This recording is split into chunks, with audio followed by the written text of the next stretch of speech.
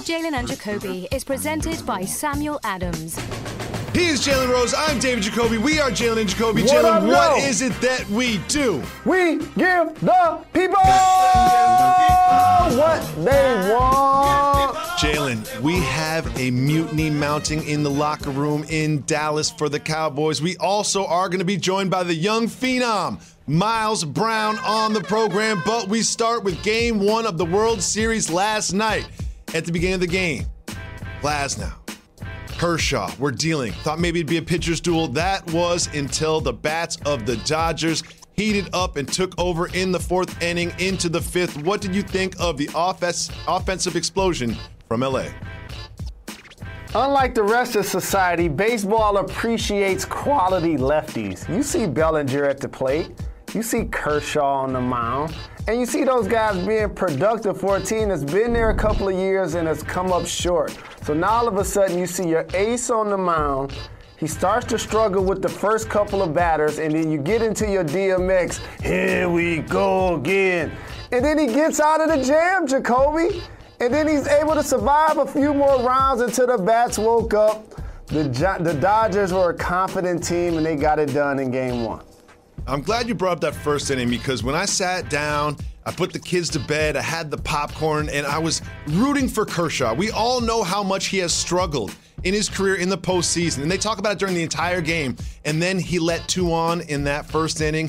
He couldn't really have control over his pitches, but then he got himself out of the jam right here, and then after that, he just cruised throughout the rest of the game, only giving up one home run. I believe it was to Diaz. But I want to show you this play. Gonzalez. 2 on at this point. They'd already scored 2 runs in the inning. Gonzalez just uses his reflexes, makes the catch, doubles him up at second base. Without that play, it could be a different story. But with that play, as it happened, the Dodgers cruised to a Game 1 victory. You see that play by Gonzalez, Jacoby? Take that from a 6'8" pitcher at softball. I've been there. I've been there, dog. You see that lefty? I've been there. Jalen, you have not been there. Okay, you have not been there. That is World Series Game 1 with the best athletes in the world hitting the ball as hard as they can. Your beer league softball does not measure up to that. That's like me talking about my rec league and you talking about playing in the NBA Finals. Jalen, one thing I know you love to talk about is athletes getting their money and getting paid, and I know you love to talk about Mookie Betts. And just Mookie played well yesterday, and he earned this contract. Look at these numbers. He signed a 12-year, $365 million contract. Does winning a World Series make it all worth it? Absolutely. And what about your die-easy Red Sox that just let Mookie go? By the way, hasn't he become the best Swiss Army knife in baseball? So let me get this right. He's stealing home runs. He's stealing bases. He's hitting for average, and he's scoring runs. Unlike no player we've seen in World Series history. I don't understand how the Red Sox just let this man go. The Dodgers scooped him up. That's a discount for Mookie. They're about to win the championship his first year with the team. Jalen, there was the home run. There was the stolen bases. There was the great defense. But let's not forget what Mookie did for society last night. He got us all free tacos. He got us all free tacos, and you know I love some Taco Bell. We will see what happens tonight in Game 2, and we'll talk about that tomorrow. But right now, we need to turn our attention to football because there's a report from the NFL Network that Mike McCarthy is being criticized from those in his own locker room. The players say he can't coach, and here's what he had to say about the report.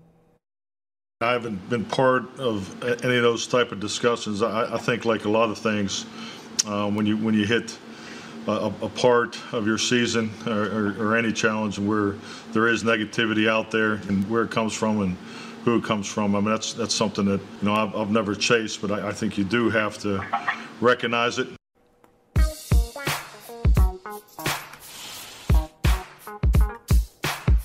Jalen, we need you to take us behind the curtain. You have been on some very successful teams and some very unsuccessful teams. So take us behind the curtain. What happens in that locker room when things fall apart, when players and coaches don't trust each other? It gets out to the media. What is going on in Dallas? Pat Riley calls it the disease of me.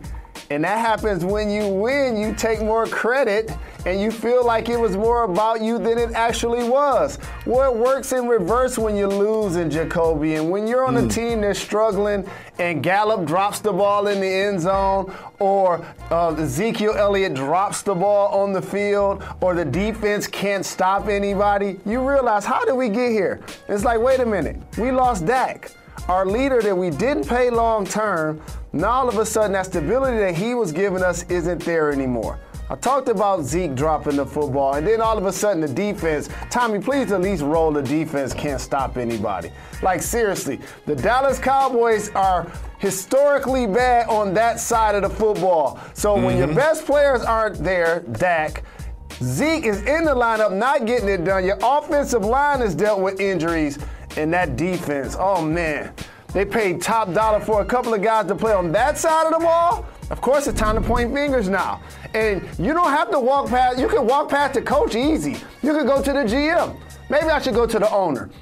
Oh wait, that's the same person. So now you ain't worried about pleasing the coach, you're worried about pleasing the owner. That's why this dynamic has not worked to Super Bowl level for this team since my guy, my favorite coach, Jimmy Johnson, was not put into the Dallas Ring of Honor.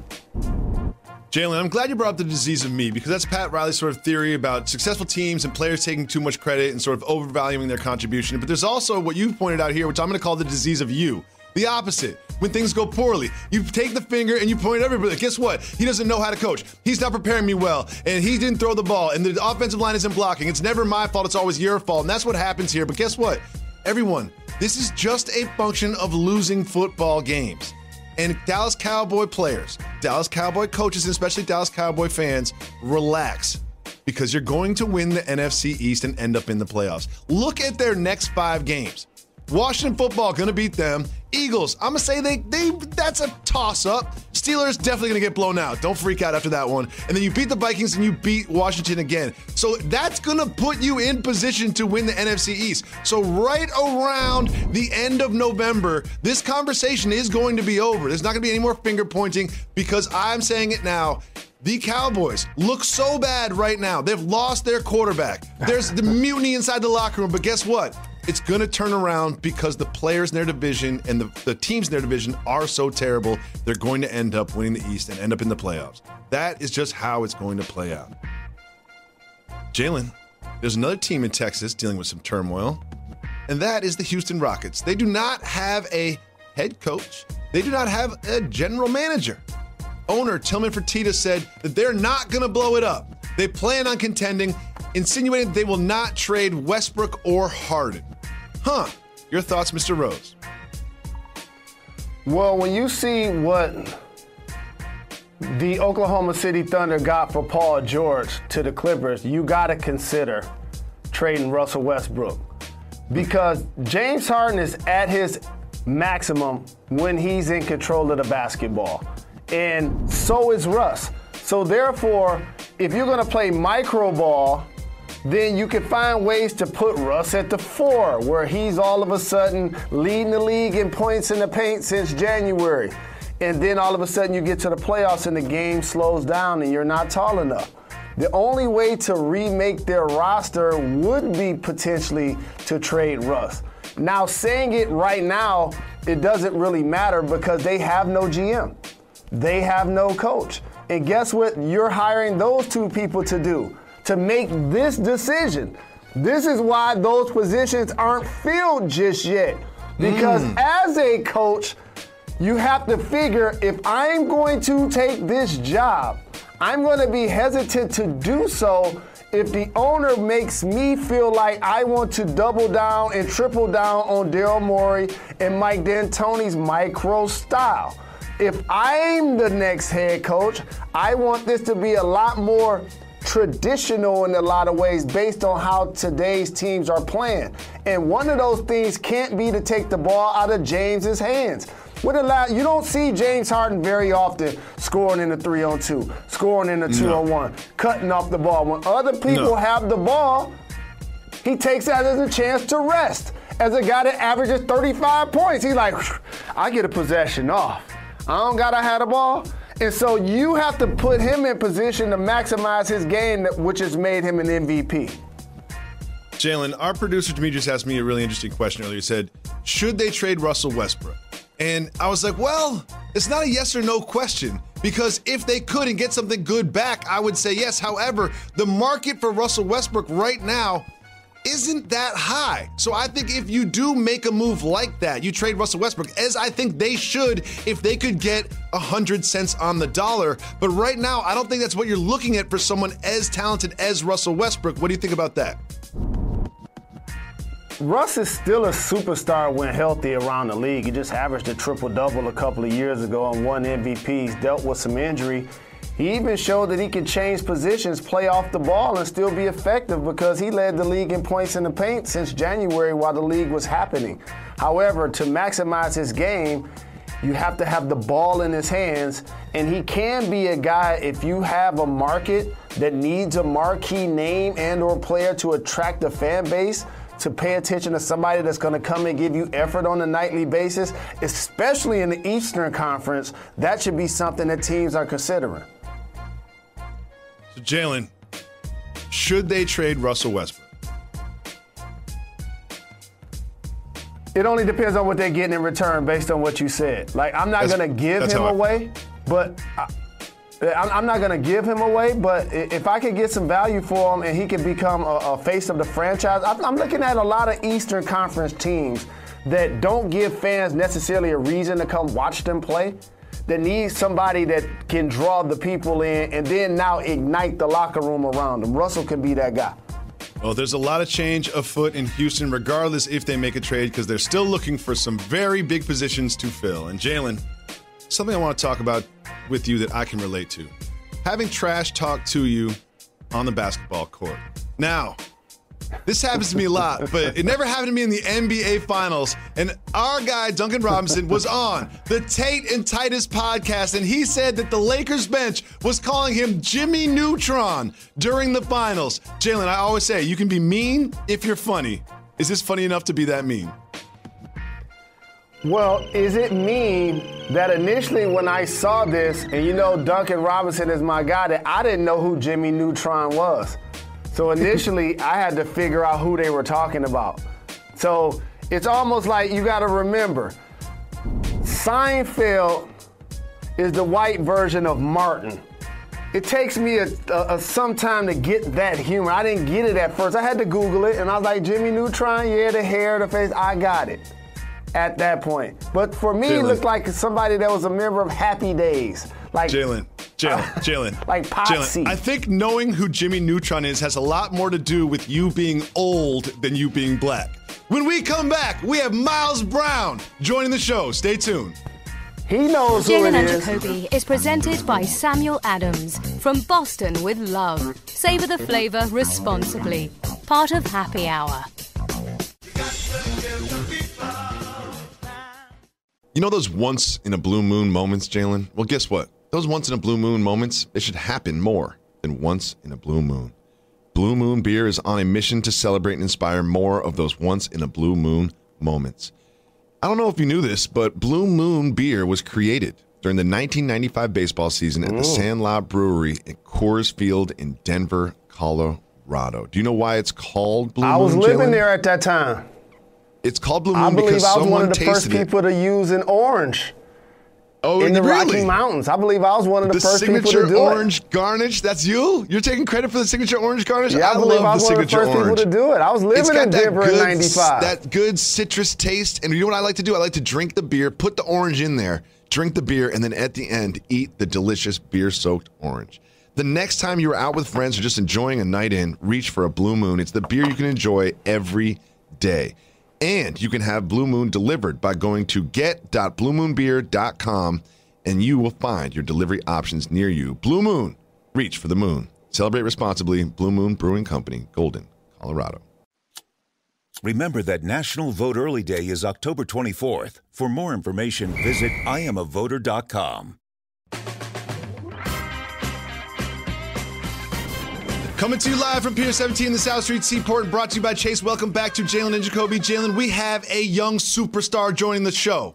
The Phenom from Blackish, and with the new album, We Are the Future, it is Miles Brown on the program. Miles, thank you so much for taking the time. I want to start here. What did it feel like to watch your Dodgers run away with Game 1 of the World Series? I mean, what else can I say, man? It's two LA teams gonna win. I mean, it can't get any better than this. I mean, I don't know if I'm gonna call it sweet, but I'm excited to see the rest of the series, and it's just making it even closer for a two LA team win for both the Lakers and the Dodgers, bro. And I'm going to make you feel even happier about your Dodgers. While I respect the Miami Heat and the Rays, these are opponents that you guys are definitely the favorites. Y'all going to get it done. So how are you going to celebrate if and when it happens? I mean, I was more in shock when the Lakers won. I cannot believe I was literally like that. I mean, I was still really excited and celebrating. But, LeBron being my favorite player and, like the Lakers, where I'm from, LA, it was like so hard to take in because they haven't won in like almost like 10 years. So it's like it's hard to even like think about it because I was so young last time they even won. But for LeBron to get his fourth ring and for LA to get that another championship, I was too hyped, man. I mean, I don't know. I'm pretty sure I'm going to be even more hyped when the Dodgers win because that's something I've been wanting to see for the past few years. So I'm excited for that to happen too. So you're right. LeBron did get his fourth ring. However, recently I saw you have your father concede that he is now the GOAT over Michael Jordan. Why are you so convinced? Because, okay, look. Well, first of all, me and my dad have had so many late night debates over this. He's the biggest Jordan fan ever in this world. And for him to officially say that is literally like the biggest deal in our family because of how big of a Jordan fan he is. I think with all the stats that LeBron has done and all the ways that he plays when it comes to assists, rebounds, just taking over the court, filling up the stat sheet, I don't even think he needs 6 rings to be called the GOAT. I don't think he needs 6 rings to be called the GOAT, especially what he does off the court. Just all the stuff that he's done when it comes to assists, rebounds, stuff in the playoffs, all the things that he's averaged. At his position, at his age, against the people he's played with, I don't even think he needs 6 rings to be called the GOAT. I think at 4 he's already got that title. If it's 5, it's kind of obvious, but I think at 4 he's got it already. So let's discuss that, Miles, because we know Anthony Davis is going to stay with the Lakers. All right, he might be a free agent now, but he's going to stay with the Lakers. By the way, 2P. You've got this duo. So you're calling a repeat. That would give him 5. How many championships do you think this Lakers team can bring to the city of LA? I think definitely for sure 2P. I don't know about a 3P. If a 3P happened, come on now. It's kind of obvious LeBron's the GOAT. Come on now. Let's stop pretending. If he gets 6, that would be like that would be the Mount Rushmore. Like that would be the cherry on top. But I think they can definitely get 5 for LeBron and definitely 2P. If he gets a 3P, I mean, the other teams in the NBA are getting really too good. I mean, you got Kyrie and KD on the Nets. I mean, there's so many more competition next season, but I definitely think they can get a 2P in for sure. At 15 years old, Miles, you're real talented. You're very intelligent. You're a great actor. You're a great artist. And you have a new album out. Congratulations. Oh, yeah. What message are you trying to convey with We the Future? My message with We the Future, I mean, it's kind of something I've always wanted to make music, and We the Future is always something I've had planned to make for such a long time. The message that I kind of wanted to get out with this album is, with all this going on in the world and so much is happening, the people that it's going to be left up for to carry on what's going on is the youth. And I know that's my generation. That's the generation even after me. So, I mean, the cover that we took is kind of like a remake of the signing of the Constitution and how they kind of display We the People. And I wanted to remake that with We the Future. So that's kind of me getting out. That's kind of me getting out to the youth and saying that whatever happens, we're going to be left up to us to carry on and know what we're doing and kind of have a good head on our shoulders. 2020 has been a very difficult year, and there's been so much tragedy and difficulty. And one of the things that happened is we lost Chadwick Boseman. I know that's someone who you've worked with and it's inspired you. How has Chadwick Boseman inspired you? Just seeing his work ethic is like probably one of the biggest things. Seeing how he inspired me when I first met him compared to every single other time I've seen him. It's just like always following update of something new that he's done. Every single time I see him, whether it's with Black Panther 42, Get On Down with, the James Brown film. I've always just been one of the biggest fans of his work ethic, and me not even knowing what he was going through, it just displays on how effortlessly he's done all of his stuff. So just everything that he's done, every time you see me, he's the nicest person to me, to my family. And I can't believe that there's so much stuff that's going on that's kind of the cherry on top with all that is going on with this year. So, I mean, his work ethic is probably one of the most inspiring things out of any actor, out of any entertainer that I've ever met and ever, had a chance to speak to. While we're losing giants, we're losing heroes and superheroes like Chadwick Boseman and Kobe Bryant in particular. How gratifying in some way will it be for you in the city of Los Angeles to not only have the Lakers be champions, but the Dodgers as well in the same year that we lost both of those gentlemen? That would be the craziest thing. I mean, for me, I already thought the Lakers winning was enough, but shoot, the Dodgers winning right after, that's just another momentum. If we can even get 2 years in a row, that's just LA on top of the world at that point. I mean, I don't know what else you can say. That's kind of like an LA citizen's dream to have both of their favorite teams winning at the same time. Shout out to the Dodgers, shout out to the Lakers, shout out LeBron. I mean, he's obviously one of the reasons that are right there. But I mean, for me, I know my family, they're huge Laker fans, huge Dodger fans. My dad is also a huge Dodger fan. I mean, my grandpa, every single part of my family is huge Laker and Dodger fans. So it can't get any better. It can't get any better for like all of LA, to be honest. I know it's for me, all of California. I know California's going to be happy, even though there's more teams within California, but they're still going to be happy that someone in there is going to be definitely winning for this year. You can listen to more of us and Miles Brown on the Jalen and Jacoby podcast. We'll have exclusive content there. Stay tuned. There's more Jalen and Jacoby coming right up.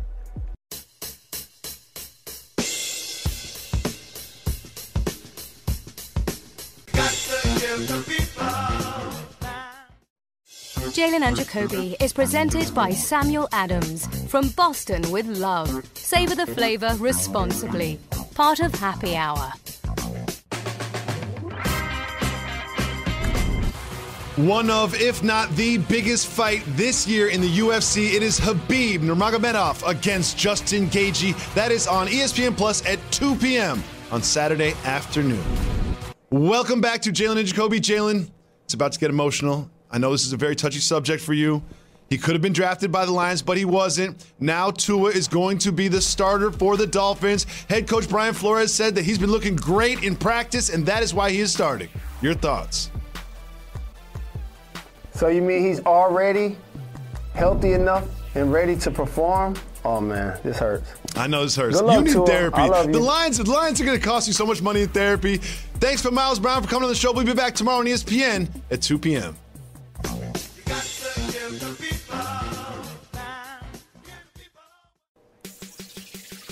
We always say we give the people what they want. Part of that is giving exclusive content, and now we have a very exclusive guest, young phenom. I bought all the stock in Miles Brown like 5 years ago. I knew this was going to happen. I knew he was going to be blowing up. I want to talk to you about the experience on Blackish and sort of growing up on set and having that be part of your family. We have a lot of fun doing this show. How do you guys keep it light on the set of Blackish?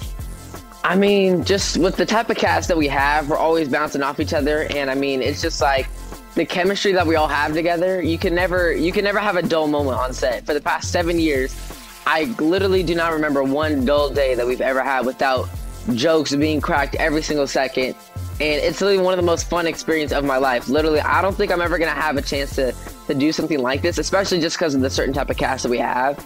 And, you know, my parents on the show, they feel like my real parents sometimes.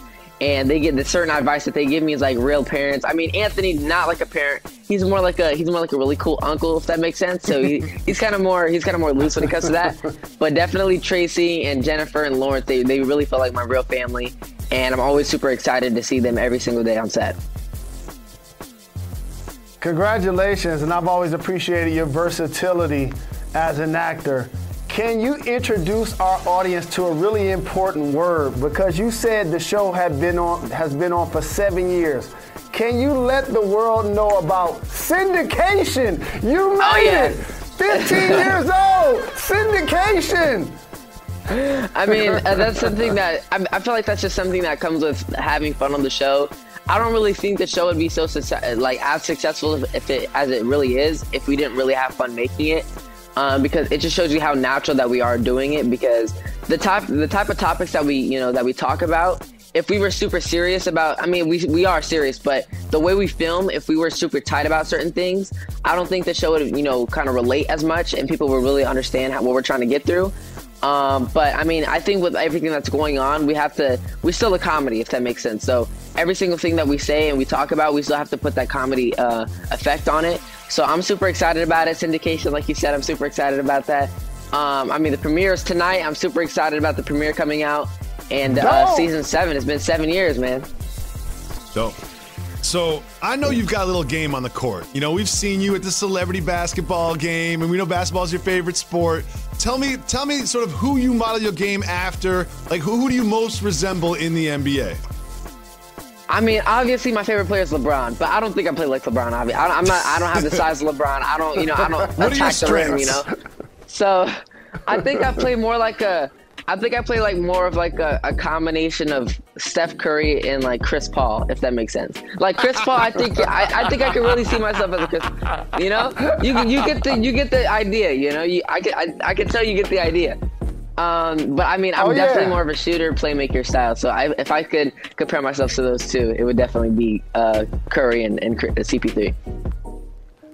So the thing I appreciate about your answer is like when people talk about versus battles, they always make sure that they want to battle somebody that, has probably achieved so very much in the game, right? So if you could see a versus battle, who would you want to see? Ooh, I think, this is a good question. I think like a one-on-one. Yeah, absolutely. You can be a matchmaker. You're a matchmaker for a versus battle right now. You're the matchmaker. You're on the phone with Swiss Beats right now. You're giving Swiss, you like, hey man, I done seen all of these artists. You need to have these people do it. I think on the court, I would want to see the biggest. I think the biggest matchup I would want to see is definitely AI versus Kyrie. That's always something I've always wanted to see ever since. I always have so many debates whether who's a better dribbler or who's a better player, and I think they're both one-on-one, So I mean, you can't really say, oh, it's an unfair matchup. It's the most fair matchup of all time. So I think I would definitely want to see them squash it out on the court for sure. Prime Kyrie versus prime AI.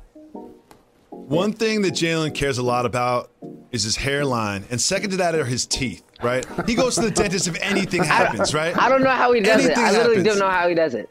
But I got a question for you. I've seen you get amateur dental work from Anthony Anderson. How did you let that man pull your tooth? I don't. It comes with the territory of being on the show. It's just like I don't really know at this point. I mean, I was really young, so I had like two loose teeth. And Anthony, he was begging me to let him take it out. And he did say that he had a good cash prize for me. He would be my tooth fairy for that time, he said. So I let him take it out once or twice actually. So I mean, luckily I got a good cash prize of his wallet savings for him taking it out. Tooth fairy, you say? I know we all look down at our phones and we understand who's liking and following our posts and who's making sure they support our shows. Does Miles have a celebrity crush? If so, who? Nah, I mean, I don't really think that's something that I'm even focused on at this point. I just want to be able to have fun. I know I'm young, so it's like me being able to get through with Blackish and certain things that I'm doing. I'm not really focused on that yet. When I do, I'll let you know. Jalen. You can set up like a date or something. So. Done. And Jacoby, you hear that? You hear that discipline? You hear that intelligence at 15 years old? Oh, man, our future's in great hands. No wonder why you named your album that. Totally makes sense. Thank you. So you've got sort of 1 foot in the world of hip-hop and 1 foot in the world of entertainment, 1 foot in the world of sports, much like this program does. And all of that came together on your album when you had a gentleman by the name of Damian Lillard. Dame Dollar came on the album, bless you. What was sort of unique about working with Dame in the music world? The reason I kind of wanted to work with him for so long, I mean, I've known him for a while, so I already knew, with his rap stuff and his music. And I feel like for me, I didn't really want to be able to be put in a box when it comes to certain industries that I'm in, whether it's music or just acting or just entertainment in general. So I kind of wanted to get someone else on that song that kind of displays that as well. And I know Dame is the perfect example of not being able to be put in a box because, obviously he's in the NBA and he actually takes his music serious. Out of literally anyone that I've ever seen rap in the NBA, I think he pays attention to his detail the most. And I think he's the perfect example of why I wanted to be making music and why I wanted him to be on the song for sure. Miles, you have a terrific support group and an amazing work ethic, but I can't let you get out of here without acknowledging for the people who want to do what you do for a living, for those that idolize you.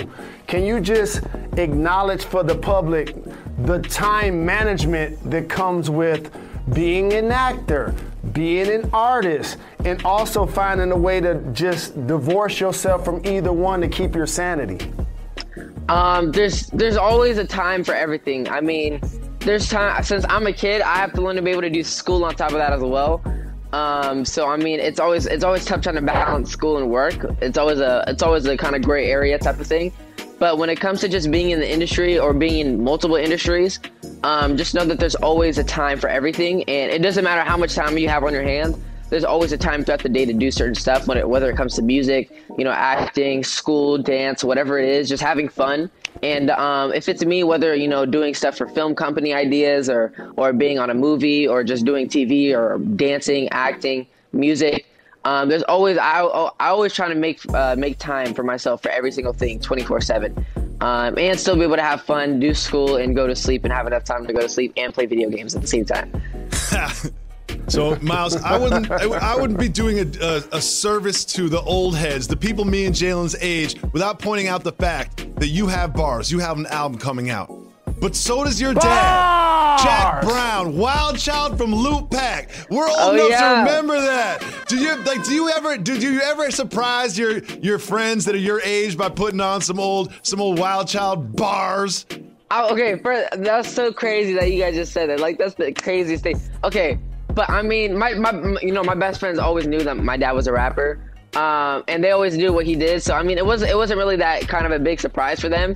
Maybe for the people that I work with, like on set, I know Anthony and the creator of the show Kenya, when they first realized that my dad was Wild Child, they actually kind of flipped out because it was like 3 years in or something, and my dad never really said anything because he kind of keeps that life private to them. So they were like cursing him out because they didn't even know. And it's the craziest thing for some people because a lot of people don't know that he's my dad.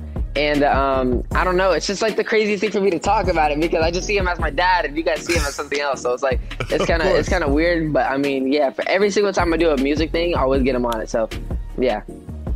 Dope.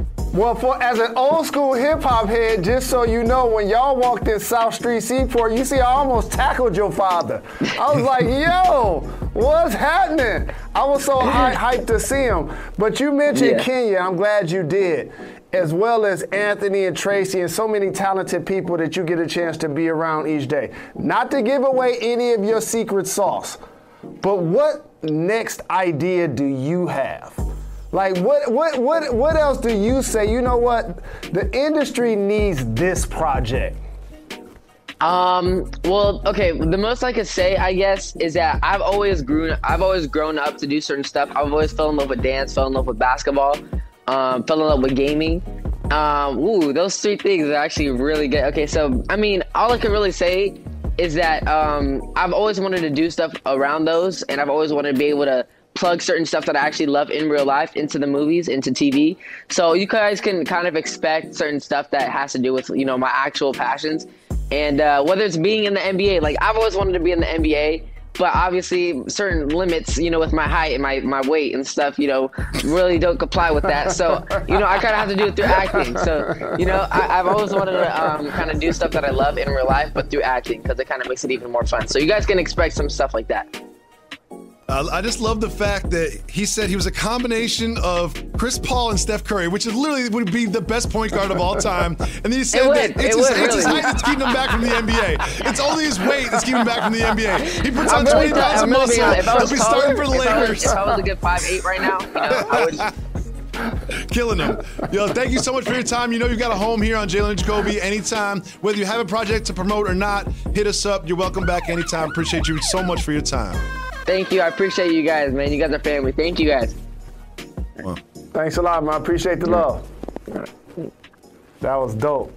Want to thank Miles Brown for that interview. Jalen, we will be back tomorrow. Why is that? We're not done. We're not done. We're not